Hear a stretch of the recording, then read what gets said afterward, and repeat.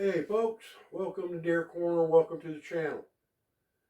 Finally got up here to the cabin. We're going to finish deer season out up here.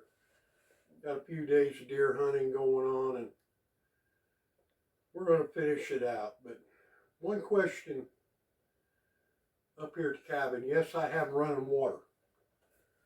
My well runs on solar, and the question is, how do I keep my pipes from freezing?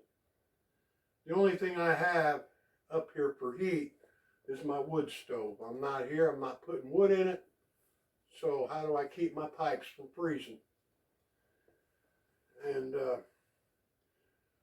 I have something I've done for years. One, I shut the water pump off so it don't pump water.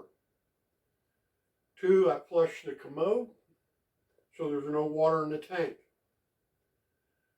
And three, I make sure my kitchen spigot is on. Now, if you picture making ice in an ice tray, the ice tray don't break. That's because the ice itself has somewhere to expand upwards. Something freezes and expands.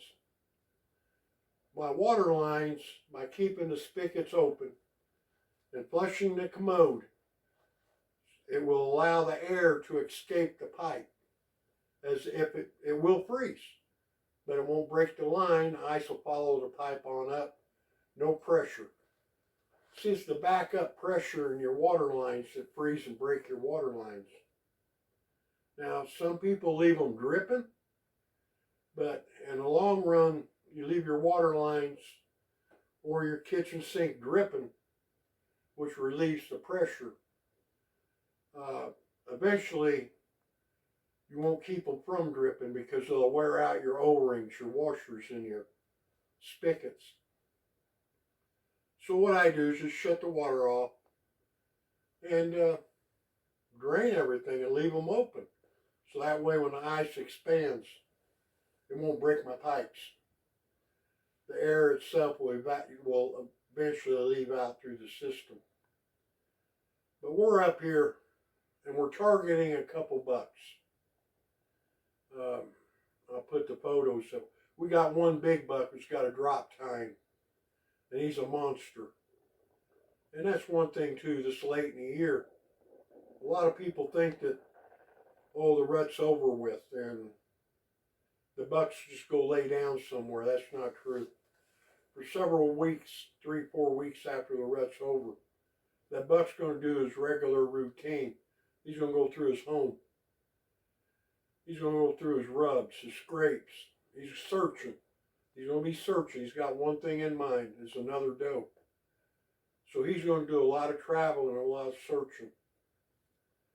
But like I said, I'll post this buck that we're targeting, and we pulled our cameras. What's the last date we got? 23rd. 23rd on one buck, right before Christmas. And we got another buck, was it 28th? 28th. 28th, we got another big buck on camera. So they're still here.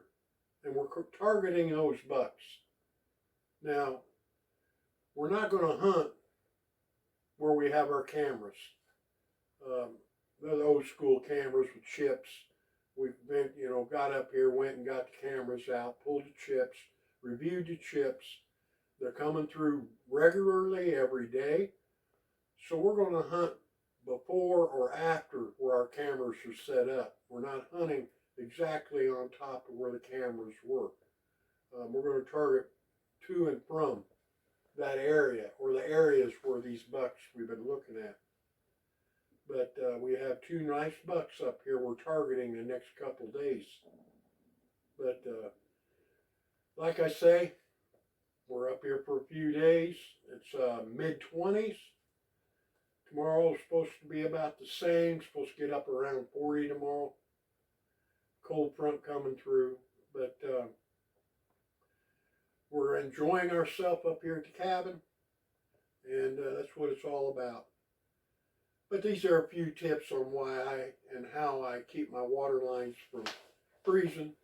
And another tip on hunting bucks that you know that are still out there right at the end of the year. So thanks for coming along. And I'm glad to be here, glad to be up here at the cabin. And like I always say, if you're in the woods, be safe. Rather be safe than sorry, especially like up here. Something happens, I'm an hour and a half from the nearest hospital or even ambulance getting up here. So you got to be careful. And we'll see you again.